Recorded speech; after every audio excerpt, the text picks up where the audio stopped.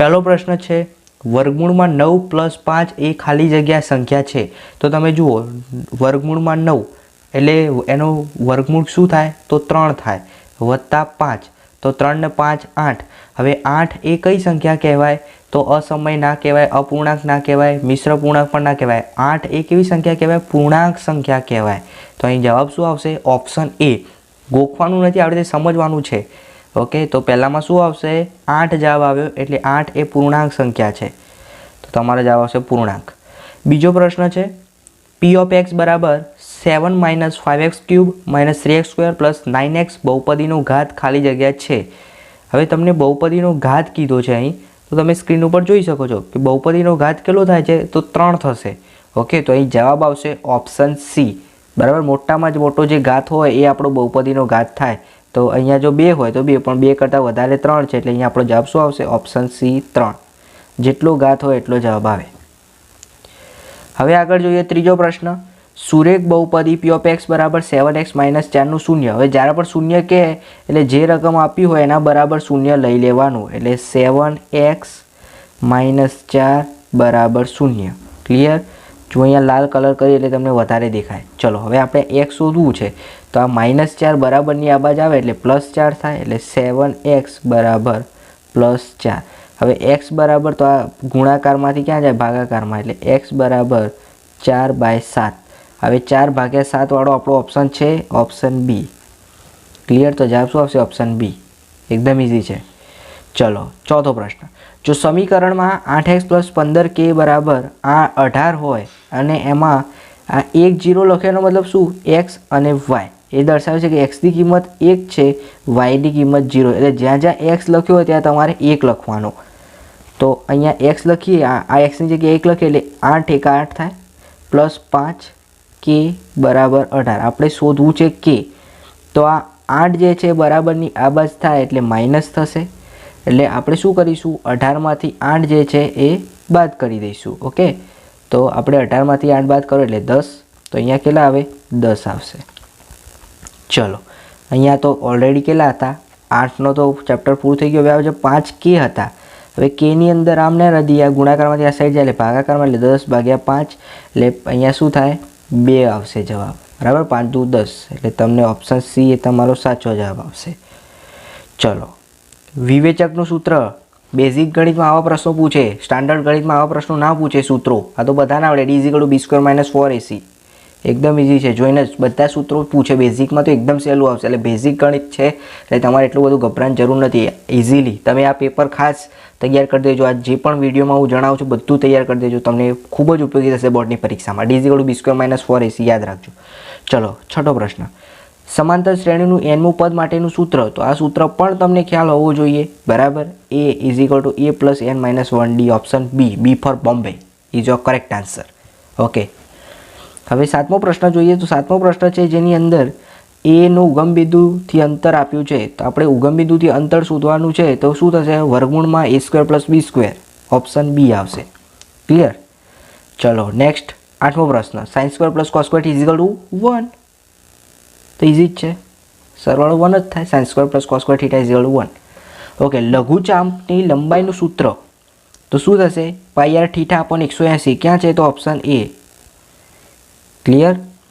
ચલો 5 રૂપિયાના સિક્કાનું ઘનફળ શોધવાનું સૂત્ર. હવે સિક્કો ગોળ હોય પરંતુ 5 રૂપિયાના સિક્કાનું કીધું છે માટે નળાકાર થઈ જશે. તમે આમ થપ્પી કરશો એટલે. ઓકે, આપણે નળાકારનું સૂત્ર શોધીએ તો નળાકાર માટે πr²h. Option C. ક્લિયર? ચલો કોઈ માહિતી માટે z 15 હોય, x બાર 15 હોય તો m કેટલો શોધવો? તો તમને તો જો એક શોર્ટ ટ્રીક આલી દઉં. જ્યારે બી આમ સંખ્યા સરખી હોય ને તો અહીંયા પણ જે બી આપ્યો ને એ સરખી જ થાય. બરાબર, એટલે m બરાબર શું આવે d 15 આવે. બરાબર, અને એવું ના હોય તો આ એક સૂત્ર યાદ રાખી લેવાનું મધ્યસ્થ, મધ્યક અને બહુલકનું.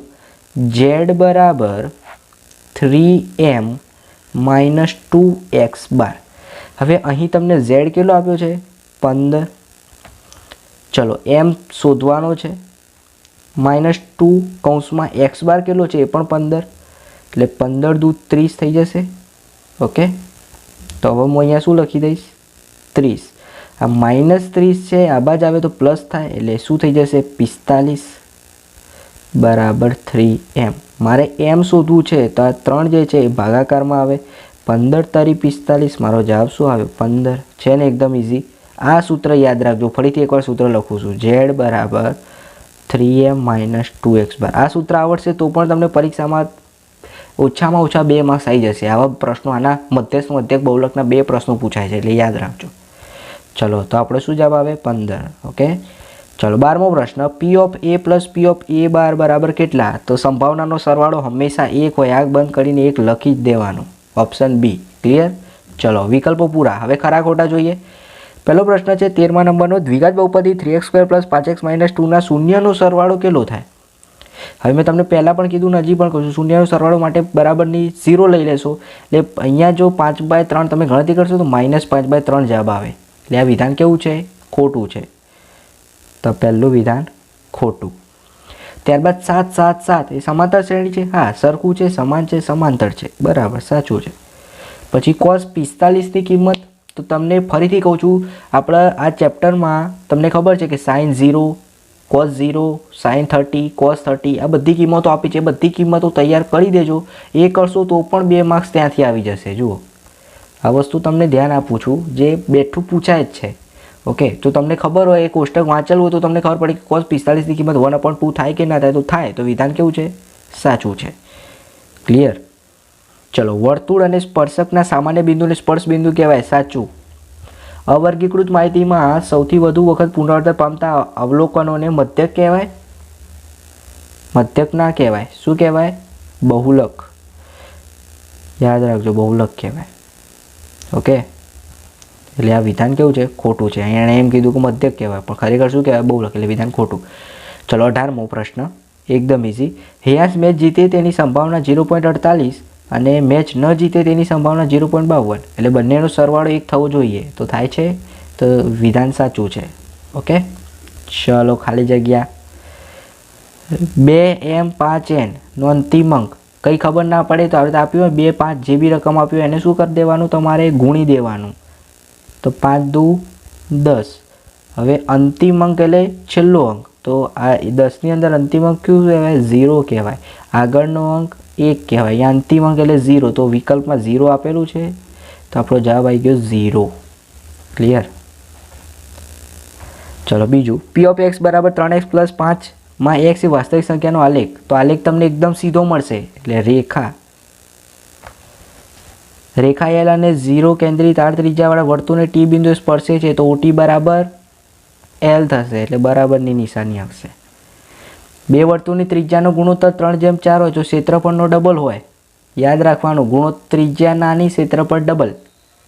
ઓકે, તો અહીંયા ડબલ કરવું એટલે વર્ગ કરવાનો. 3નો વર્ગ 9, 4નો વર્ગ 16, તો 9/16 આવે. Option B, 9/16. ઓકે, હવે આ તમને સૂત્ર, આ તો મેં તમને આગળ સૂત્ર કીધું એના પરથી જ છે. કયું સૂત્ર? ફરીથી લખું છું. z બરાબર 3m - 2x બાર. આના પરથી જ ખબર પડી જાય. 3 આવે. શું આવશે? તો અહીં 3 આવશે. ઓકે, છેલ્લો 24મો પ્રશ્ન. ગણિતની એક પરીક્ષામાં ઈશાનના 100માંથી 100. હવે 100માંથી 100 આવે તો એક જ વાર આવે. બરાબર, એટલે 1/, પણ એકલું 1 ના આવે. 1/101. ઓકે, તો ઓપ્શન એ આવશે, 1/101. આ ખાસ યાદ રાખજો. આ પ્રશ્ન તમારી પરીક્ષામાં આવવાના ચાન્સીસ પૂરેપૂરા છે. બેઝિક ગણિત તો પહેલી વાર પેપર આવે છે, એટલે આવા એકદમ ઇઝી ક્વેશ્ચન હશે. ઓકે, આ ખાસ યાદ રાખજો. હવે પહેલો દાખલો જોઈ લઈએ. કેવી રીતે ગણવાનું, રકમ બદલાય તો શું ધ્યાન રાખવાનું. તો દ્વિઘાત બહુપદી x² + 7x + 10ના શૂન્ય શોધવાના અહીં કીધા છે. બરાબર, તો આપણે શૂન્ય શોધવા માટે પહેલાં તો આપણે જે રકમ છે એ લખી દઈએ. x² + 7x + 10 = 0. બરાબર, હવે તમે અહીં જુઓ, 7ના 2 ભાગ થાય, 5 + 2 એટલે x² + 5x + 2x + 10 = 0. ઓકે, 5 અને 2 એટલે આપણે x + 5 = 0 થાય. બીજું x + 2 = 0 થાય. હવે આ +5 બરાબરની આ સાઈડ આવે એટલે માઇનસ થઈ જાય. એટલે આપણને જવાબ મળી ગયો x બરાબર -5, x બરાબર -2. એટલે આપણો જવાબ આવે -5 અને -2. હવે જે 26મો પ્રશ્ન છે, દ્વિઘાત બહુપદીના શૂન્યનો સરવાળો 4 શૂન્યનો ગુણાકાર 1 હોય તેવી દ્વિઘાત બહુપદી મેળવો. તો બહુપદી મેળવવા માટે સરવાળો માટે આલ્ફા વત્તા બીટા 4 અને ગુણાકાર આલ્ફા ઇન્ટુ બીટા બરાબર 1 આપણને આપેલું છે. બરાબર, હવે આટલું આપણને ખબર છે. તો આના આધારે આપણે જે આપણું દ્વિઘાત બહુપદીનું સમીકરણ છે એ લખવાનું ax² plus bx plus c બરાબર 0. ઓકે, હવે અહીં આપણું આ 4 જે છે એ માઇનસ થઈ જશે. કેમ? કારણ કે બીનું પદ છે. ઓકે, હવે હું તમને સમજાવું છું કે કેવી રીતે કરવાનું હોય. પહેલાં તો x² થશે બરાબર, કારણ કે એ આગળ કોઈ આપણો ભાગ જ નથી. બી છે એમાં -4x થશે. ઓકે, તો બીમાં -4x. હવે જે સી ભાગ છે એમાં 1 છે આવી રહ્યું એટલે +1 બરાબર 0. તો આ તમારો ફાઇનલ જવાબ આવી ગયો x² - 4x + 1 બરાબર 0. એકદમ સહેલું છે. હવે 27મો પ્રશ્ન જોઈ લઈએ. ધન 2 ક્રમિક ધન પૂર્ણાંકનો ગુણાકાર 306 હોય તો પૂર્ણાંક શોધવા છે. ચલો હવે આપણે શું કરવાનું છે? પૂર્ણાંક શોધવાના છે. ઓકે, તો તમે વિદ્યાર્થી મિત્રો 306ના 2 ભાગ પાડશો બરાબર, તો તમને 17 અને 18 મળશે. હમણાં આગળ કર્યું તો એ રીતે x - 17 બરાબર 0, x પ્લસ 18 બરાબર 0. એટલે આ -17 બરાબરની આ બાજુ જાય એટલે x બરાબર 17 અને x બરાબર -18. બે જવાબ આ રીતે મળશે, +17 અને -18. ઓકે, ચલો હવે વિદ્યાર્થી મિત્રો આગળ 28મો પ્રશ્ન જોઈ લઈએ. સમાંતર શ્રેણીવાળો આ દાખલો હું તમને શીખવાડીશ. આનો 100% દાખલો પરીક્ષામાં હશે અને રકમ બદલાશે તો શું કરવાનું એ પણ શીખવાડું તમને. 10, 7, 4 nમું પદ શોધવાનું છે એટલે 30મું પદ આપણે શોધવાનું છે. સૂત્ર તો પહેલાં યાદ રાખી લો. હું જે સૂત્ર કહું એ યાદ રાખો. an એટલે જે પદ શોધવાનું એને n કહેવાય બરાબર. nમું પદ આપણે 30 એટલે nની જગ્યાએ આપણે શું લખવાનું છે? 30 લખવાનું છે. એના પછી a આવે. a એટલે આપણું પ્રથમ પદ, પ્લસ n એટલે આપણું જે શોધવાનું હોય -1, d એટલે તફાવત. આ સૂત્ર યાદ રાખી લો પહેલાં તો. an = a plus n - 1 into d. હવે 30મું પદ શોધવાનું છે એટલે nની જગ્યાએ 30. a એટલે આપણું પહેલું પદ 10 છે, રકમમાં જોઈ લો. n એટલે 30. તફાવત કેટલો થશે? તો અહીંયા આમ લખ્યું છે જો 10, 7, 4 એટલે -3 ઘટતા જાય છે. એટલે તફાવત કેટલો છે? -3 છે, +3 નથી એટલે -3. ઓકે, હવે આગળ એ 30 બરાબર 30માંથી 1 જાય તો 29. અહીંયા -3 ગુણ્યા 29 કરશો એમાં 10 ઉમેરશો બરાબર એટલે 10 - 87. હવે 10માંથી 87 ના જાય, 77. 87માંથી 10 જાય તો 77 અને આગળ શું આવશે? નિશાની માઇનસ. એટલે આપણું 30મું પદ જે છે એ કયું આવશે? -77. એક જ સૂત્ર યાદ રાખો એટલે તમને કોઈ પણ રકમ ફેરવે દાખલો તો આવડે. ઓકે, ચલો હવે આગળ જોઈએ 29મો પ્રશ્ન. એક સમાંતર શ્રેણીમાં 7મું પદ 18 અને 18મું પદમાં વેલ્યુ 7 છે તો એ 25મું પદ કયું છે એ શોધવાનું છે. ઓકે, તો 25મું પદ વિદ્યાર્થી મિત્રો તમે ગણતરી કરશો બરાબર, મેં હમણાં જે સૂત્ર આપ્યું એ, તો એ 25 બરાબર આન્સર આવશે 0 બરાબર. એ આપણે સમજાવીએ છીએ. એના પહેલાં 30મા નંબરનો દાખલો થોડો સહેલો છે એ પહેલાં જોઈ લઈએ. જુઓ આવું કંઈક આપે ને, આ 1 માર્ક્સમાં પણ પૂછાય છે એટલે આવું યાદ રાખવાનું x y બરાબર. એનો મતલબ એક એક્સની મૂલ્ય કેટલું છે? -2 અને વાયનું -3. પહેલું હોય એક્સનું હોય, બીજું હોય વાયનું હોય. પહેલાં તો આ યાદ રાખવાનું. ચલો હવે રકમ જુઓ. લંબ અંતર જણાવો. હવે લંબ અંતર જણાવવા માટે આપણે પહેલું શું લખવાનું? તો પહેલું લખવાનું x અક્ષથી લંબ અંતર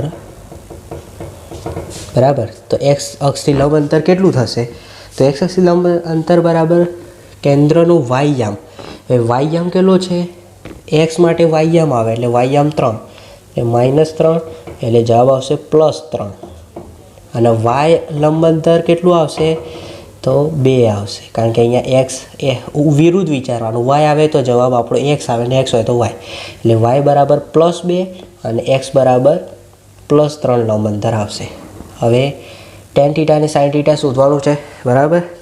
તો આ તો તમને આવડી જવું જોઈએ. સાઇન થીટા અને ટેન થીટા તો કોસ થીટાની વેલ્યુ 12/13 આપેલી છે બરાબર. એમાં સાઇન થીટા અને ટેન થીટાની વેલ્યુ તમને કહી દઉં છું, તમે ગણતરી કરી દેજો. ના આવડે તો કમેન્ટ કરજો, એકદમ ઇઝી છે. 5/12 આવશે, 5/12.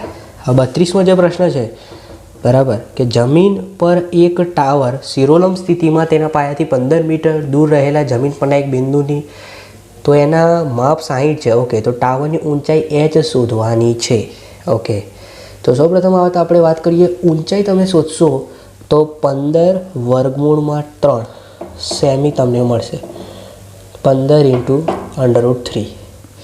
હવે આગળ જોઈએ 34મો પ્રશ્ન. બે ઘન પૈકી પ્રત્યેકનું ઘનફળ 64 સેમી ક્યુબ છે, તો લંબઘનનું પૃષ્ઠફળ શોધવાનું છે. ઓકે, તો લંબઘનનું પૃષ્ઠફળ ગણતરી કરશો 160 સેન્ટીમીટર સ્ક્વેર મળશે, 160 સેન્ટીમીટર સ્ક્વેર. ઓકે, હવે આપણે જ વિદ્યાર્થી મિત્રો આગળ જોઈએ 35મો પ્રશ્ન. બે નળાકારની ત્રિજ્યા. આ દાખલો મોસ્ટ આઈએમપી છે, યાદ રાખજો. રકમ ફેરવશે તો પણ હું તમને શીખવાડીશ કે રીતે ગણવાનું 2 મિનિટની અંદર. જુઓ, ત્રિજ્યા છે, આપણે R1 R2 ધાર દઈએ. ઘનફળનો ગુણોત્તર શોધવાનો છે, કંઈ કરવાનું નથી, ઘનફળનો ગુણોત્તર શોધવાનો છે. તો સૌપ્રથમ આપણે પહેલા નળાકારની ત્રિજ્યા R1 ધારીએ, ઊંચાઈ h1 આ પહેલા નળાકાર માટે.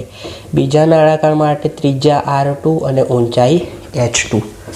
હવે સૂત્ર છે નળાકારના ઘનફળનો ગુણોત્તર. તો લખો નળાકારના ઘનફળનો ગુણોત્તર, એનું સૂત્ર છે πr²h. ઉપર પહેલા માટે એટલે h11 ભાગ્યા πr2² h2.